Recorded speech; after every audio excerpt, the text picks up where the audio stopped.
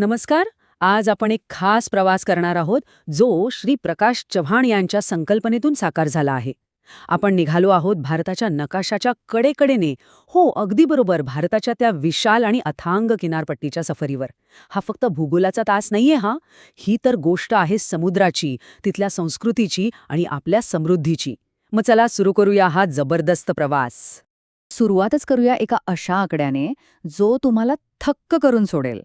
आपल्या भारताची किनारपट्टी म्हणजे बेटांसहत तब्बल 7,516 किलोमीटर लांब आहे. आता हा आकडा किती मोठा आहे याची कल्पना येते का? विचार करा, हे अंतर म्हणजे मुंबई ते लंडनपेक्षाही जास्त आहे.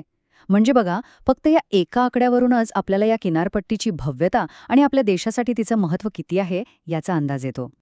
बरं, मग ह्या प्रवासात आपण काय काय पाहणार आहोत?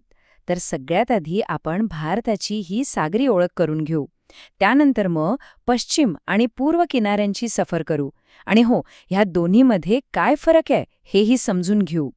पुढे आपण दक्षिणेकडच्या खास सागरी सीमा बघू.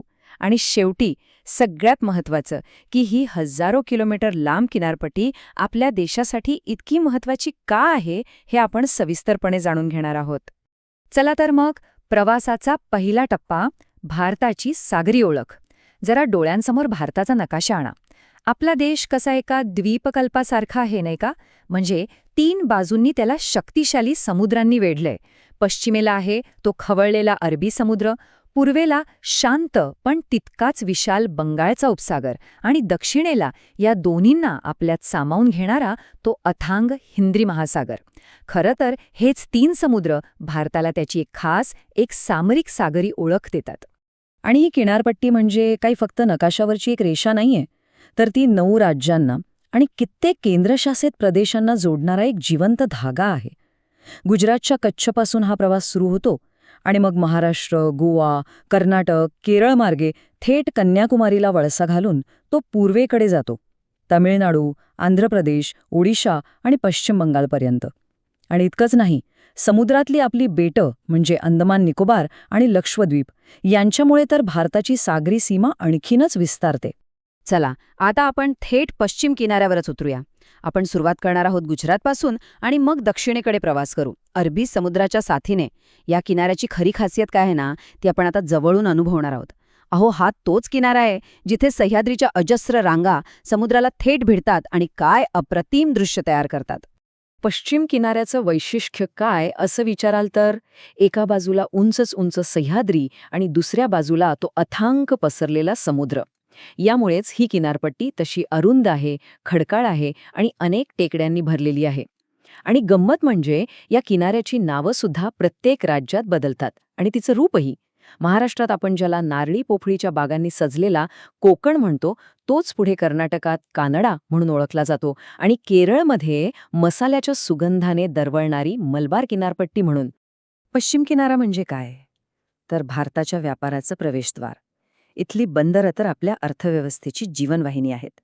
जसं की फाळणीनंतर कराचीची जागा घेण्यासाठी तयार झालेलं गुजरातचं कांडला बंदर. मग आहे आपलं मुंबई बंदर, एक नैसर्गिक बंदर. आणि त्याचाच भार कमी करणारं आजच्या आधुनिक व्यापाराचं प्रतीक असलेलं JNPT. दक्षिणेकडे गेलं की गोव्याचं मोर्मुगावा बंदर दिसतं, जे लोहखनिज निर्यातीसाठी खूप प्रसिद्ध आहे. आणि केरळचं कोची, हे तर आंतरराष्ट्रीय सागरी मार्गांच्या अगदी जवळ आहे, त्यामुळे त्याचं सामरिक महत्त्व प्रचंड आहे. आता आपण आलोय भारताच्या अगदी दक्षिण टोकावर. या ठिकाणी समुद्र म्हणजे फक्त पाणी नाही, तर तो भारत आणि आपला शेजारी देश श्रीलंका यांच्यामध्ये एक नैसर्गिक पण तशी गुंतागुंतीची सीमा तयार करतो. चला जरा जवळून पाहूया ही सीमा नक्की कशी तयार झालीय आणि तिची खासियत काय आहे. तर मग मनात एक प्रश्न येतो की भारत आणि श्रीलंकेला नक्की कोणती गोष्ट वेगळं करते? समुद्राचाच भाग आहे, पण तो एक नाहीये. याचं उत्तर 2 महत्त्वाच्या जलभागांमध्ये दडलेलं आहे. या उत्तराचा पहिला भाग म्हणजे पाल्कची समुद्रधुनी.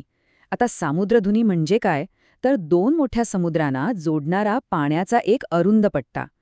ही पाल्कची समुद्रधुनी तामिळनाडू आणि श्रीलंकेच्या बरोबर मध्ये आहे आणि ती बंगालच्या उपसागराला दक्षिणेकडच्या समुद्राशी जोडते. आणि या भागाचं एक वेगळं वैशिष्ट्य म्हणजे ही समुद्रधुनी खूप उथळ आहे, त्यामुळे इथून मोठी जहाजं प्रवास करू शकत नाहीत. आणि उत्तराचा दुसरा भाग आहे मन्नारचं अखात. अखात म्हणजे साधारणपणे 3 बाजूंनी जमिनीने वेढलेला समुद्राचा भाग. मन्नारचं अखात जैवविविधतेने अक्षरशः नटलेलं आहे. म्हणजे थोडक्यात काय तर ही पाल्कची अरुंद सामुद्रधुनी आणि मन्नारचं विस्तीर्ण अखात या दोन्ही गोष्टी मिळून भारत आणि श्रीलंकेमधली नैसर्गिक सागरी सीमा तयार करतात. चला आता आपल्या प्रवासाचा रोख पूर्वेकडे वळूया. बंगालच्या उपसागराच्या किनाऱ्यावरची ही किनारपट्टी पश्चिम किनाऱ्यापेक्षा पूर्णपणे वेगळी आहे. इथली जमीन, इथल्या नद्या आणि इथलं जीवनमान सगळंच वेगळं. पश्चिम आणि पूर्व किनारपट्टीमध्ये म्हणाल ना तर जमीन अस्मानाचा फरक आहे. बघा, पश्चिम किनारा कसा अरुंद आणि खडकाळ आहे, तर पूर्व किनारा प्रचंड रुंद, सपाट आणि सुपीक आहे. आता तुम्ही म्हणाल असं का? तर याचं कारण आहे इथल्या नद्या. महानदी, गोदावरी, कृष्णा, कावेरी यांसारख्या मोठ्या नद्यांनी हजारो वर्षांपासून जो प्रचंड गाळ वाहून आणलाय ना, तो सगळा इथे साचलाय. आणि ह्याच गाळामुळे इथे मोठेचे मोठे त्रिभुज प्रदेश तयार झाले आहेत. म्हणूनच तर हा भाग भारताचं धान्याचं कोठार म्हणून ओळखला जातो. अर्थात पूर्व किनारा ही व्यापारात काही मागे नाहीये. इथेही अनेक ऐतिहासिक आणि आधुनिक बंदर आहेत. जसे की चेन्नई बंदर, जे भारतातल्या सर्वात जुन्या कृत्रिम बंदरांपैकी एक मानलं जातं. सोबतच तामिळनाडूमध्येच तुतीकोरीन आहे. आंध्र प्रदेशातलं विशाखापट्टणम हे एक नैसर्गिक आणि मोठं औद्योगिक बंदर आहे आणि ओडिशातून खनिज निर्यात करणारं पारादीप बंदर. आणि हो, हुगळी नदीवर वसलेलं कोलकाता बंदर. हे थेट समुद्रावर नसूनही पूर्व भारताची लाईफलाईन आहे. देशाच्या व्यापारात त्याची भूमिका खूप मोठी आहे. आतापर्यंत आपण पश्चिम आणि पूर्व किनाऱ्यांचा प्रवास केला. पण आता सगळ्यात महत्त्वाचा प्रश्न, की ही संपूर्ण किनारपट्टी, ही 7,500 किलोमीटरची किनारपट्टी भारतासाठी इतकी मोलाची का आहे? ती फक्त एक भौगोलिक रेषा नाहीये, तर खऱ्या अर्थानं आपल्या राष्ट्राची जीवनरेखा आहे. मग ही किनारपट्टी इतकी इम्पॉर्टंट का आहे?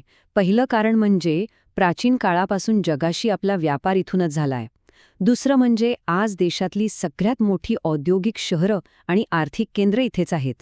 तिसरं, मुंबई हायसारख्या ठिकाणांवरून आपल्याला मिळणारं तेल आणि नैसर्गिक वायू, ही आपली ऊर्जा सुरक्षा आहे. आणि सर्वात महत्त्वाचं, हाच किनारा भारताच्या सागरी सामर्थ्याचा आणि जागतिक प्रभावाचा मूळ पाया आहे. थोडक्यात सांगायचं तर हा किनारा भारताच्या इतिहासाचा, वर्तमान काळाचा आणि भविष्याचा या सगळ्यांचा साक्षीदार आहे. शेकडो वर्षांपूर्वी एक प्रसिद्ध अरब भूगोलशास्त्रज्ञ होते, अल मसूदी. ते म्हणाले होते की हिरवा समुद्र, भारतीय समुद्र आणि पर्शियन समुद्र हे सर्व एकच समुद्र आहेत. त्यांची ही गोष्ट आजही किती खरी वाटते नाही का? या एका वाक्यावरून आपल्याला कळतं की भारताभोवतीचा हा समुद्र संपूर्ण जगासाठी नेहमीच एक विशाल, एकमेकांना जोडलेला आणि अत्यंत महत्त्वाचा सागरी मार्ग राहिला आहे. पण आपला हा प्रवास संपवताना एक महत्त्वाचा प्रश्न मागे उरतोच. बघा, एका बाजूला जागतिक व्यापाराचा प्रचंड संधी आहेत आणि दुसऱ्या बाजूला हवामान बदलाचं मोठं संकट आपल्यासमोर उभं आहे. या दोन्ही गोष्टींमध्ये आपल्या या मौल्यवान किनारपट्टीचं भविष्य नक्की काय असेल, याचं संरक्षण करून आपण तिचा विकास कसा साधणार आहोत, यावर विचार करण्याची आज खरोखरच गरज आहे.